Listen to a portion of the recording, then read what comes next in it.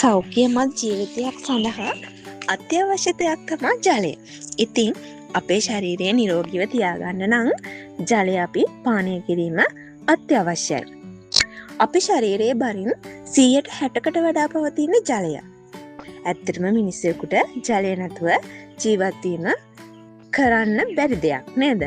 ඉතින් හරි අපි දැන් බලමු මේ ජලය අපේ ශරීරයට අවශ්‍ය වෙන්නේ ඇයි කියලා. ඇත්තටම අපේ ශරීරයේ ඇතුළ මැෂින් එකක් දාලා වගේ නේද? අපි ඉඳගෙන හිටියා කියන්නකෝ. ඒත් අපේ ශරීරයේ ඇතුළ වැඩ. ඉතින් මේ හරියට වැඩ කරන ශරීරයට ජලය නැතුවම බෑ. රුධිරයේ ප්‍රධාන සංඝටකයක් ලෙස පෝෂණ ද්‍රව්‍ය හා ඔක්සිජන් ශරීරය පුරා බෙදා හැරීමට. ඒ කියන්නේ අපේ ශරීරය පුරා අවශ්‍ය දේවල් බෙදා හරින්න මේ ජලය අවශ්‍යයි. අප ගන්නා ආහාර දිරවීමට. ඉතින් ඔයාලා දන්නවා අපි ගන්න ආහාර දිරවනවා කියලා නේද? ඉතින් මේ දිරවීමේ කාර්යයට ජලය අත්‍යවශ්‍යයි. අපේ ශරීර උෂ්ණත්වය නිසි ලෙස පවත්වා ගන්න. ඒ වගේම ශරීරය අනතුරු වලින් ආරක්ෂා කිරීමට.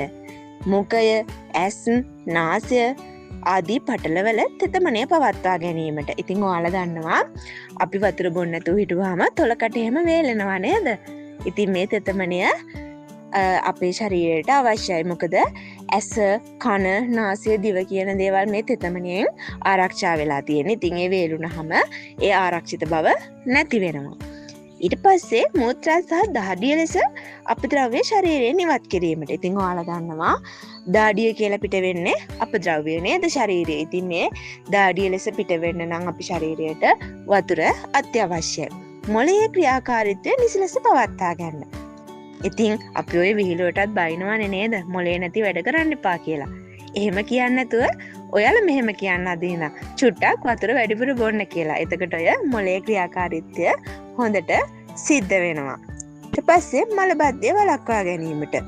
ටොයිලට් යන්න නැතුව බොහෝ අපහසුතාවලට ලක් වෙනවා නේද?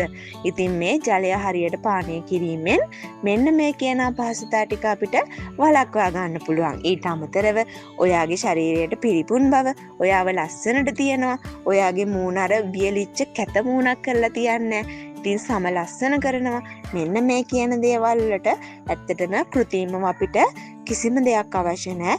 ජලය පානය කිරීමෙන් අපේ ශරීරය නිරෝගීව පවත්වා ගැනීමේ හැකියාව තියෙනවා.